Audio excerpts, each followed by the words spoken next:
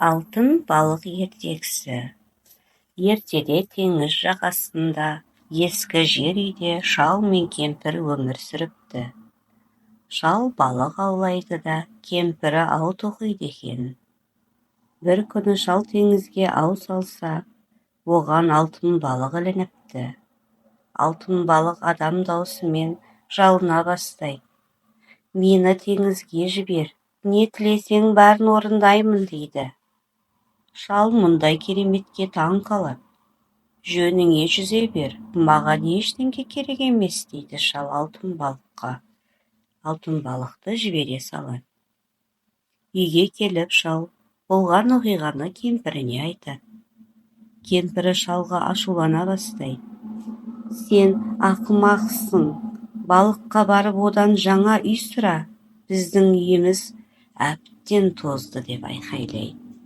Шал теңізге келіп, алтын балықты шақырады. Балық оған жүзіп келіп, шал, саған не керек дейді. Менің кемпірім маған ашуланып жатыр. Оған жаңа үй керек дейді қарт. Қайғырмай қайта бер, жаңа үй болады деп жауап береді алтын балық. Шал үйіне келсе, оның орнында жаңа үй тұрады. Кемпір шалды тағы да ұрса бастайды.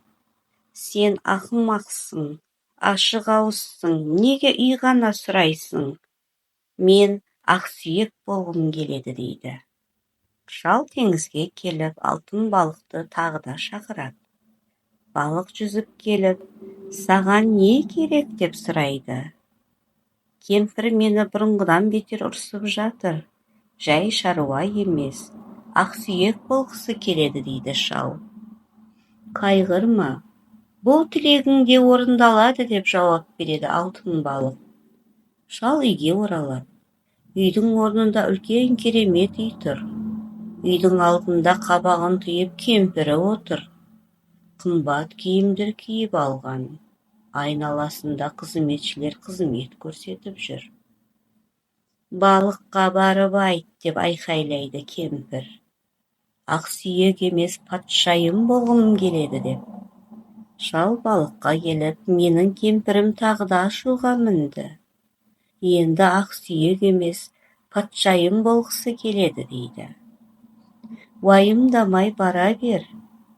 Кемпірің патшайым болады деп жауап берді. Балық теңізге жүзіп кетті. Шал үйіне оралады. Жаңа үйдің орнында патша сарайы тұр. Ал кемпірі тақта отыр екен. Ақсүйектер оған қызмет көрсетіп жүр. Айналы айбарлы күзетшілер. Енді жаның жай тапқан шығар деп сұрайды шал кемпірден. Кемпір ашуланып, оны ауладан қуып шығуын бұйырады. Қайтадан балыққа бар деп кемпір әмір айтады. Менің патшайым болғым келмейді, теңіз әміршісі болғым келеді дейді. Алтын балықтың өзі құлым болып, маған қызмет етсін деп кемпір өседі. Шал тағы теңіз жағасына келеді. Алтын балықты шақырып, оған алтын балық жүзіп келіп, шал, саған не керек дейді. Бұл қарғыс атқыр кемпірді не істеймін? Оның енді теңіз әміршісі болғысы келеді. Және сен оған қызмет еткенін қалайды дейді шал. Балық үн қатпады. Құйрығын бір бұлғаңдатып жүзіп кетеді.